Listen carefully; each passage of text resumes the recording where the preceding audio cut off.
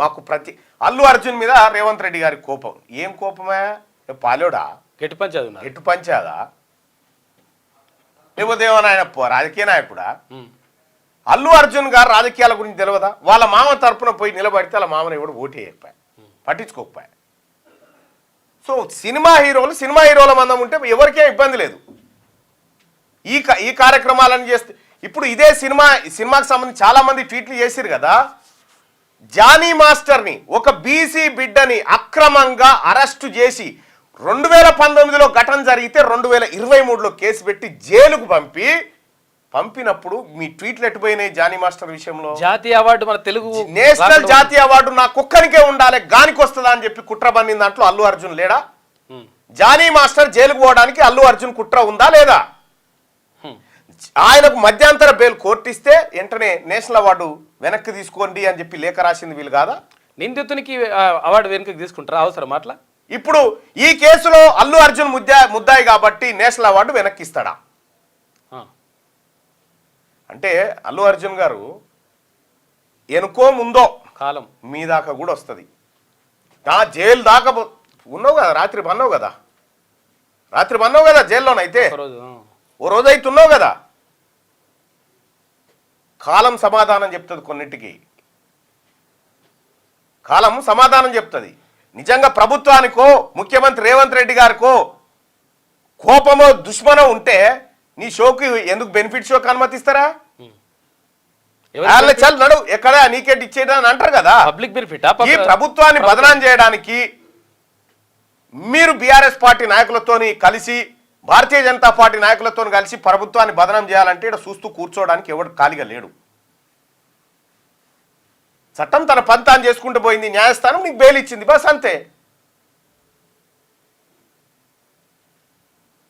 ఇంకా ఏమైతే ఏం సినిమాలయా ఈ పుష్ప గురించి? ఏం సినిమాలయా అది? ఏం తయారు చేస్తావు? ఎర్రచందనం దొంగల ఏం సందేహం ఇస్తున్నావు?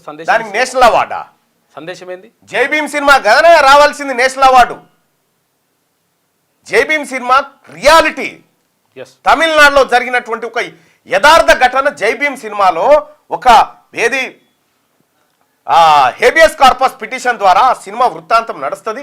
ఆ సినిమాలో చాలా అద్భుతం ఉంది, భారత రాజ్యాంగాన్ని ప్రతిబింబించింది. కదానా ఈ దొంగలకు అవార్డులు ఇచ్చుడేందా అని చర్చ జరిగింది అప్పట్లోనే. కేజీఎఫ్ అవార్డు, దీనికి అవార్డు, ఏది పుష్ప 2 అవార్డు, పుష్పక అవార్డు, ఇదా?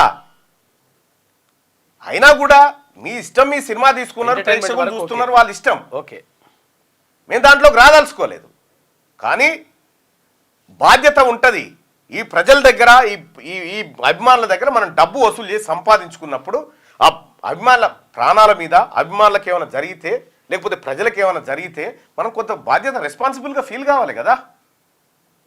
ఇప్పుడు కరోనా సమయంలో చిరంజీవి గారు ఆక్సిజన్ సిలిండర్లు పంపిండు, ఆయనకు రాలేదు కదా అని ఊకోలే కదా, బాధ్యతతో చేసిండు ఆ పని, బాధ్యతతో ఆ పని చేసిండు. అటువంటి వాళ్ళ మీద గౌరవం ఉంటుంది సమాజానికి ఖచ్చితంగా. మీరు లేరా? సుకుమారు నువ్వు ఇద్దరు కలిసి జానీ మాస్టర్ పైన అక్రమ కేసులు పెట్టించిన దాంట్లో మీ పాత్ర లేదా? చెప్పురి. ఎవరున్నారు? ఆ అమ్మాయితోటి బెయిల్ క్యాన్సిల్ చేయమని సుప్రీంకోర్టు దాకా పోయింది మీరు కాదా? పంపించింది మీరు కాదా? అంటే ఒక బీసీ సినీ కళాకారుడికి అన్యాయం, నీకు ఇంకో న్యాయమా? ఎటుపోయినావు? కేటీ రామారావు అలా పెట్టలేదు ట్వీటు. జానీ మాస్టర్కి అన్యాయం జరిగిందని పెట్టలేదు ఎందుకో. కానీ నిజంగా చాలా మంది అంటారు ఈ జానీ మాస్టర్ ఉసురు తగిలిందిరా అని చెప్పని అంటా ఉన్నారు. మొత్తం అవే కామెంట్లు, జానీ మాస్టర్ ఉసురు తగిలిందిరా వీళ్ళకి అని చెప్పి చెప్తా ఉన్నారు.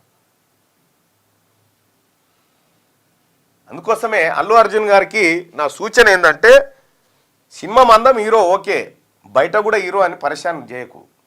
బయట చాలామంది ఈ భారతదేశానికి గుర్తింపు తీసుకొచ్చినటువంటి పిల్లగాడు చెస్ ఛాంపియన్, ఆయన హీరో. ఆ రోడ్డు మీద ట్రాఫిక్ నియంత్రణ చేస్తూ ప్రజల ప్రాణాలు కాపాడుతున్న కానిస్టేబుల్ హీరో. వాళ్ళు రియల్ హీరోసయా? ఇంకా కేటీ రామారావు గారికి ఆ రేసింగ్ దాంట్లో ఏదో నోటీసులో బీటీసీలో ఆ గవర్నర్ ఆదేశం ఇచ్చాడు, ఇక రేపో మాపో నోటీస్ పంపుతారు కదా.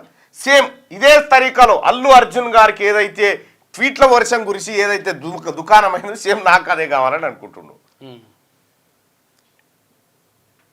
దాని కథ వేరే, దాని వ్యవహారం వేరే.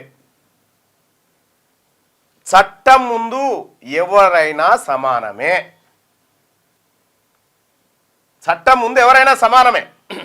అది చెప్పదలుచుకున్నా నేను మార్నింగ్ న్యూస్ ద్వారా. క్యూ న్యూస్ లో పనిచేయటకు అనుభవం గల కెమెరామ్యాన్లు కావాలను సంప్రదించవలసిన నెంబర్లు 8688926084. qnewsads@gmail.com ను సంప్రదించండి. లైక్ చేయండి.